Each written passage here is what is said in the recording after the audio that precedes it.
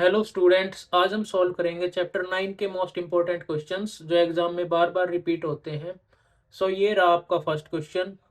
A tree breaks due to storm and broken part bend shows that top of the tree touches the ground. Okay, देखो आपके पास ये tree है ऐसे। B D is a tree broken from point C, इस point से टूट गया सी से, इधर से। And the broken part touches the, ये ऐसे टच कर रहा है ग्राउंड को, ऐसे, इसके जैसे। Okay, what you have to find, find the height of the tree. Height कैसे निकालेंगे? Height of tree is equal to B C plus C D.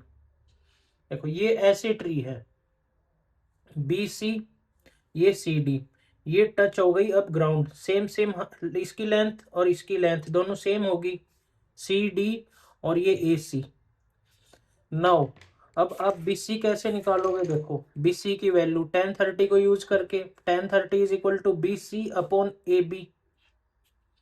8 आ जाएगा इधर AB की जगह और BC की वैल्यू आ जाएगी आपके पास 8√3। सिमिलरली AC फाइंड आउट करने के लिए AB upon AC cos 30 use करोगे। AC की वैल्यू यहाँ से क्या आ जाएगी? 16√3। हाइट कैसे निकालनी? Height is equal to BC plus AC, दोनों को ऐड करोगे आपके पास कितनी आ जाएगी हाइट? 8√3। ये आपकी क्या आ गई? Height, height of tree. Next, a kite is flying. यहां आपकी काइट है, इधर kite, kite is flying at a height of 60। Height of kite 60। What you have to find? Length of the string. Length of string, यहाँ string आएगा STRING, string. ये string straight है, ना ही तो ऐसे और ना ही जैसे इसमें knot वगैरह गांठ वगैरह लग जाती ऐसे कुछ। Okay, straight string. तो हाइट ऑफ काइट 60 हो गई। What you have to find AC, इसकी वैल्यू निकालनी है। कैसे निकालोगे? साइन 60 यूज करके। Sine 60 is equal to AB upon AC, AB upon AC। 60 upon AC की वैल्यू आ जाएगी आपके पास 40√3। ये क्या आ गया आपके पास? Length of string 40√3। ये आपका answer. From a point on the ground the angle of elevation of the bottom, देखो ये ऐसे, and top of a transmission tower fix at the top of a building are 45 एंड 60। Find the height of the tower. आपने क्या find out करनी है? Find the height of the tower. ये ऐसे बिल्डिंग और ये टावर।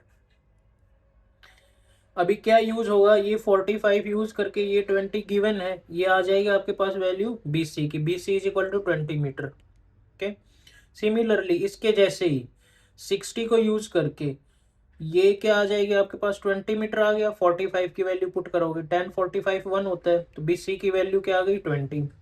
AC 10 60 इज √3, तो AC की वैल्यू आ गई 20√3। AD निकालना है, ये AD, ये फाइंड आउट करना है। ये आ गया आपके पास AC की वैल्यू 20√3। और BC या फिर DC, इसकी गिवन है ना वैल्यू, DC इज 20।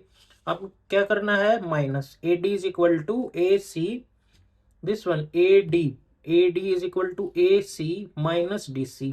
माइनस कर दोगे, 20 कॉमन आ जाएगा, इधर भी 20 है और इधर भी 20 कॉमन आ गया, इधर बचेगा √3 और इधर 1। √3 की वैल्यू होती है 1.732। माइनस करोगे, ये मल्टीप्लाई करोगे तो आंसर आ जाएगा 14.64। ये आ गया आपका आंसर 14.64।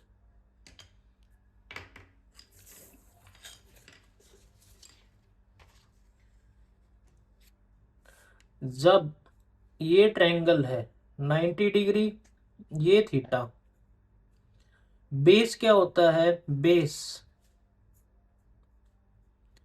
परपेंडिकुलर यानी 90 डिग्री भी, और थीटा, जिस लाइन पे ये दोनों होंगे वो होगा आपका बेस। परपेंडिकुलर, परपेंडिकुलर सिर्फ 90 डिग्री, जैसे इस पे 90 डिग्री, ये परपेंडिकुलर है।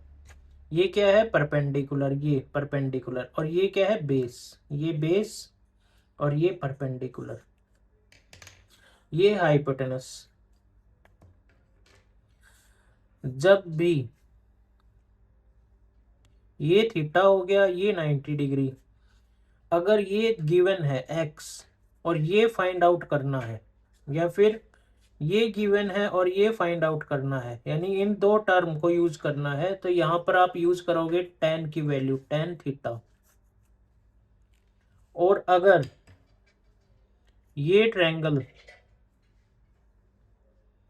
थीटा की वैल्यू ये 90, ये क्या हो गया बेस, ये परपेंडिकुलर, ये हाइपोटेनस।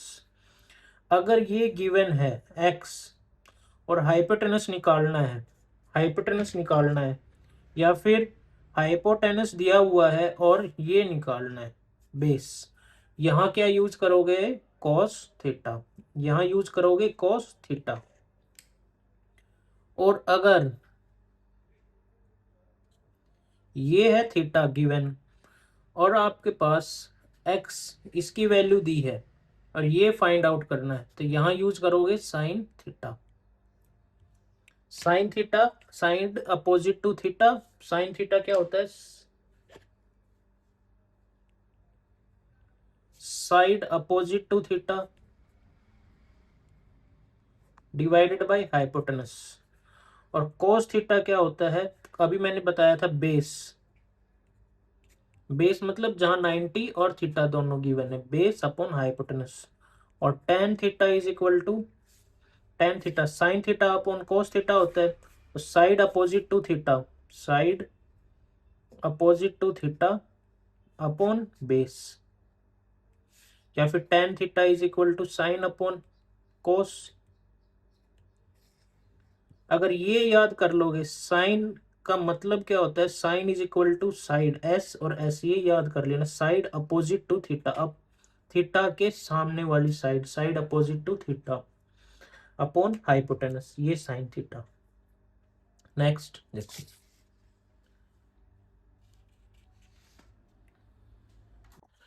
इस क्वेश्चन को हम ऐसे भी सॉल्व कर सकते हैं।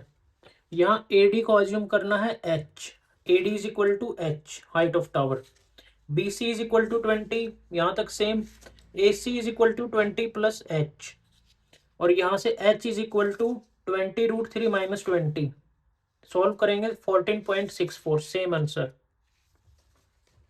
Next, a statue 1.6 metre tall stands on the top of a pedestal। Pedestal क्या होता है बेस, जैसे कुछ स्टैचू वगैरह बनाते हैं, तो ये बेस ऐसे जिसके ऊपर स्टैचू रखी जाती है, या फिर फ्लैग वगैरह या स्टैचू, ये बेस, इसको क्या कहते हैं पेडेस्टल, इसी को क्या कहते हैं पेडेस्टल। आपको इसकी हाइट निकालनी है, पेडेस्टल की हाइट निकालनी है, और ये गिवन है। A 1.6 metre tall, AD is 1.6, stands on the top of a pedestal from the point on the ground, ये 45 डिग्री, on the ground ये 45 डिग्री बना रहा है, और ये पूरा टॉप कितना 60 का, टॉप ऑफ स्टैचू 60, और ये बेस कितना 45। What you have to find, you have to find the height of the pedestal। Solve करते हैं। हाइट, इस ये हाइट निकालनी, ये स्टैचू, जैसे ये वाला क्वेश्चन था, इसमें आपके पास ये गिवन था, ये फाइंड आउट करना था। इस क्वेश्चन में क्या है, ये फाइंड आउट करना है और ये गिवन है। Same tan 45 BC is equal to h, this one is h, और 60 यूज करके tan 60√3 क्या आ जाएगा आपके पास, h is equal to 1.6 upon √3 minus 1, ये -1 है तो ये +1, मल्टीप्लाई और डिवाइड दोनों same same, √3 minus 1, a minus B, a plus B, a square minus B square, 3 minus 1 2, 2 0.8, multiply करोगे ये आंसर आ गया। Next, a 1.5 metre tall boy is standing at some distance from a 30 metre tall building, building कौन सी, height of building BE, this one building 30 metre tall, The angle of elevation from his eye to the top of the building increases from 30 to 60. 30 to 60. Find the distance he walked towards the building. ये distance find out करना है. सबसे पहले tan 30 को use करके D F की value आ जाएगी 28.5. देखो ये 28.5 कहाँ से आया, 30 BE minus height of boy 1.5, 28.5 आ जाएगा ये.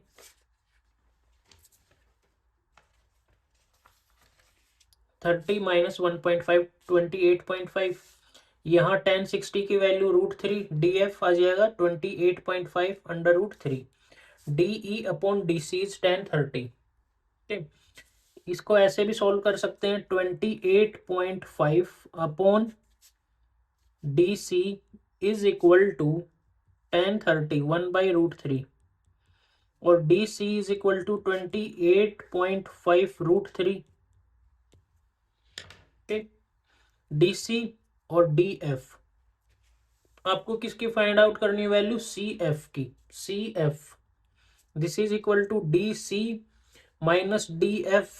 DC कितना है 28.5 √3 माइनस DF 28.5 अपॉन √3.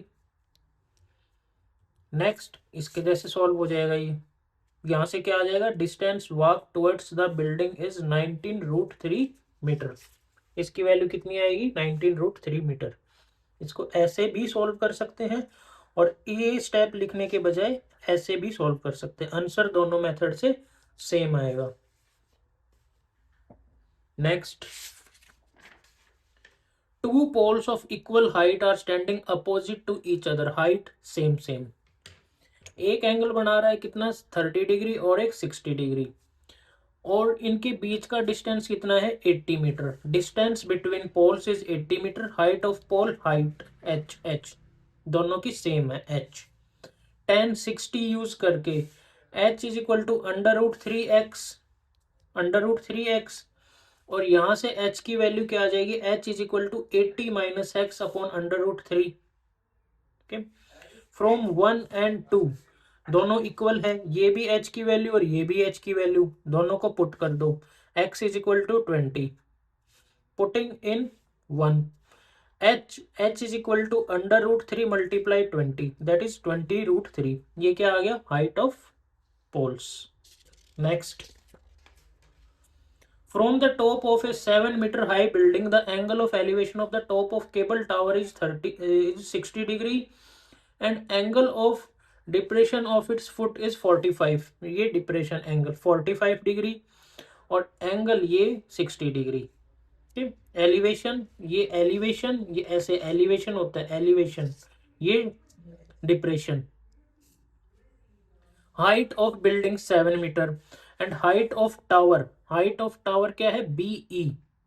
ठीक, ये बिल्डिंग 45 को यूज करके ये 7 है तो ये कितना आ जाएगा 7. CD is 7.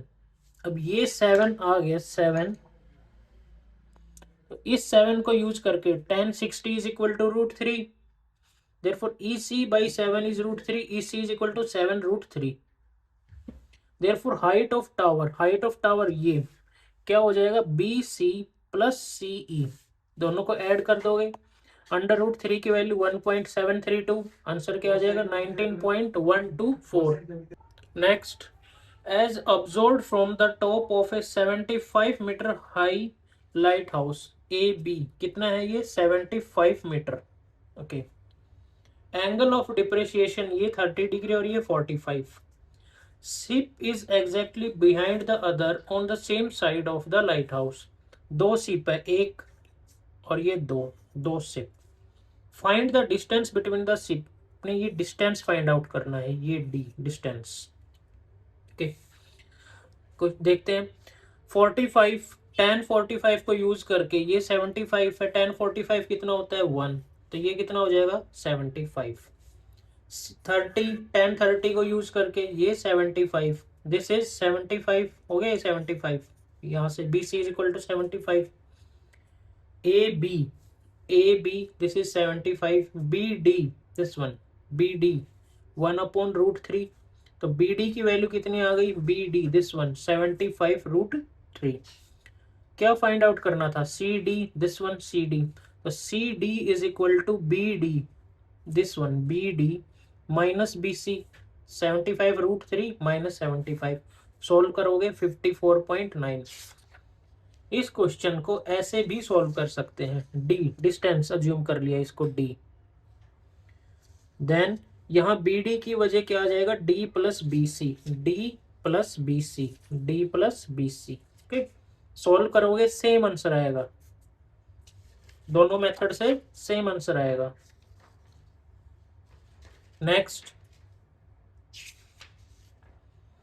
a 1.2 metre tall girl spots a balloon moving, ये बैलून है पी, मूव किया पी से क्यों, ऐसे move in a horizontal line, horizontal और वर्टिकल, देखो हॉरिजेंटल और वर्टिकल, एच हॉरिजेंटल वी से वर्टिकल, इसका आप सिमेट्री कैसे बनाओगे, बीच में से कैसे ऐसे काट सकते हो, हाफ हाफ हो गया, दोनों सेम सेम, और इसका हाफ कैसे बनता है, यहाँ से सिमेट्री वी। तो हॉरिजेंटल लाइन कैसी होगी, ये ऐसे हॉरिजेंटल लाइन, और वर्टिकल लाइन होती है ऐसे, ये ऊपर से नीचे ऐसे वर्टिकल लाइन, और ये लेफ्ट से राइट, ये हॉरिजेंटल, हॉरिजेंटल ये वर्टिकल। ओके, हॉरिजेंटल में ये पी और Q, at a height of 88.2, height कितनी है 88.2, the angle of elevation of the balloon from the eyes of girl at any instant is 60 degree, पहले कितना था 60, अब कितना हो गया 30 degree. What you have to find the distance traveled by the balloon during the interval, you have to find the distance, distance मतलब this one distance PQ या फिर ये BC।